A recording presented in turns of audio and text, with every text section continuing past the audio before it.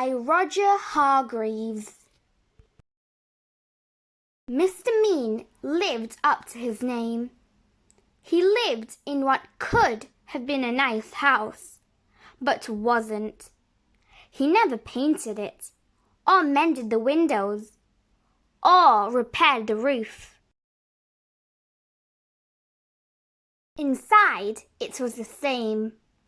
No carpets, no curtains, no pictures, no fires. And Mr. Mean was so mean he made his furniture out of old orange boxes and then complained about the price of nails. Why, he was so mean. Do you know what he gave his brother for Christmas last year? A piece of coal. It wasn't as if Mr. Mean didn't have any money. Oh no! He had lots of money, and he kept it all hidden in a box which he kept in the kitchen. Every evening he'd sit there counting it. It was the only thing Mr. Mean liked doing. But would he spend it? Oh dear me, no. Not old Meanie. Not if he could help it.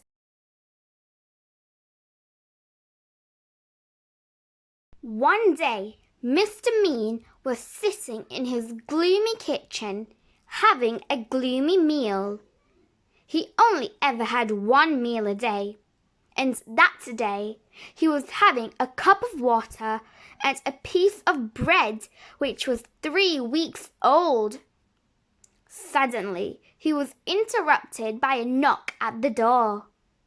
"Drat," he said, because he didn't like people. "Drat and bother." He opened the door, and there, on his doorstep, stood a wizard. A rather fat wizard.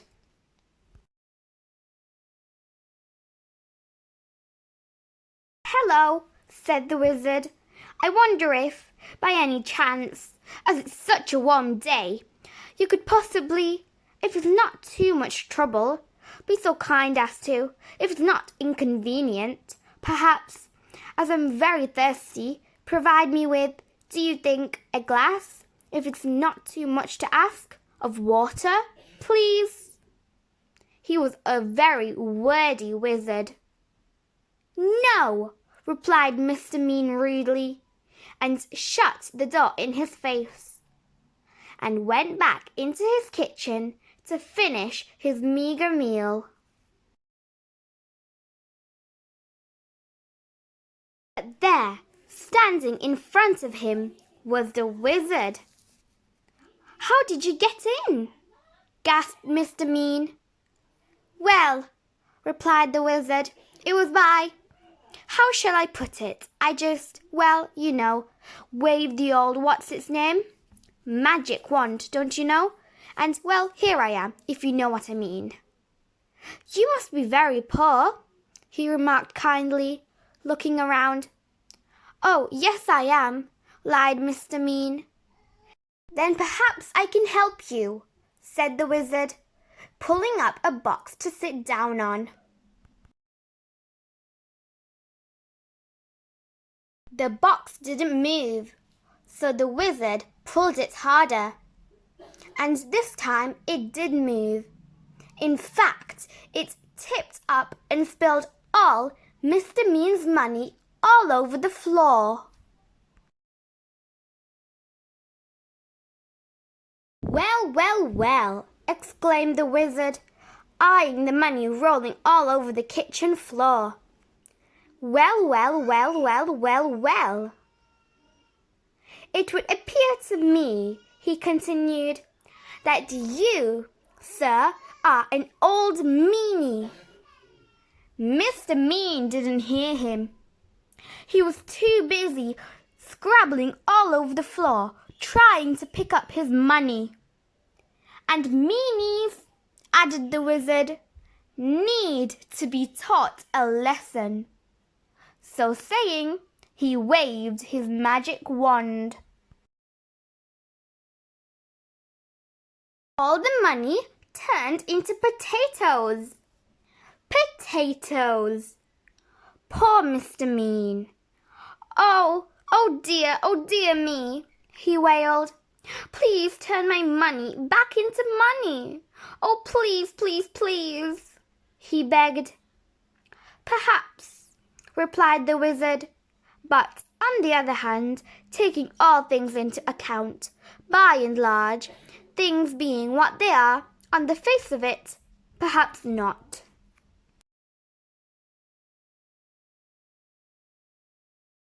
However, continued the wordy wizard, if you make me a solemn promise never to be mean again, then I will turn your money back into money.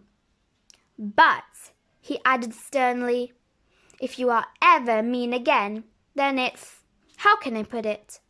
Then it's potatoes for you, my lad, if not other vegetables as well.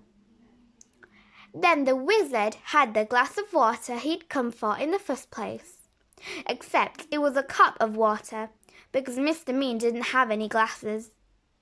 Then, with another wave of his wand, he turned the potatoes back into money, and another wave of his wand made him disappear. Stupid wizard, muttered Mr. Mean, picking up all his money. The following day, Mr. Mean decided to walk to town. He never took the bus because that cost money. On the way, he met an old washerwoman carrying an enormous bundle of washing. Please, kind sir, she asked, could you possibly help me to carry this washing? It's so heavy. No, replied Mr. Mean, it's your washing. You carry it. But as soon as he'd said that, he felt a tingling in his nose. Mr. Mean's nose turned into a carrot. Oh no! He gasped. The old washerwoman chuckled. And then Mr. Mean remembered the wizard's words. Yes, he cried in panic. Of course I'll help you. And he carried the huge bundle of washing to where the old washerwoman wanted. And the carrot turned back into a nose, and off he went. The old washerwoman chuckled again, and turned back into the wizard. It had been him all along. On his way into town, Mr. Mean passed a cottage garden. In the garden there was an old man chopping wood. He saw Mr. Mean going past and called out. Excuse me, he called. Could you give an old man a bit of a hand, young fellow me lad? No, replied Mr. Mean. It's your wood. You chop it. But as soon as the words had passed his lips, guess what happened? His ears turned into tomatoes. Oh no, he gasped. The old man chuckled, and Mr. Mean remembered the wizard's words. Yes, he cried. Of course I'll give you a hand. And he chopped and chopped until all the wood was cut, and the tomatoes turned back into ears, and off he went. The old man chuckled again and turned back into the wizard. He was teaching Mr. Mean a lesson, just as he'd promised. Eventually, Mr. Mean arrived in the town. There was a little boy crying because his ball had got stuck on top of a wall. Please, sir, cried the boy. Please, sir, could you reach my ball down for me? No, retorted Mr. Mean. It's your ball. Then he stopped. There was a funny tingling feeling in his feet. Yes, yes, he said hurriedly. Of course I will. And he reached up and passed the ball to the boy and went on his way, looking anxiously at his feet.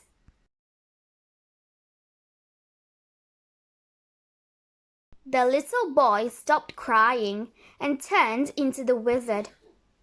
I think, he said to himself, I think that Mr. Mean, by and large, is beginning, if I'm not very much mistaken, to not be quite so mean.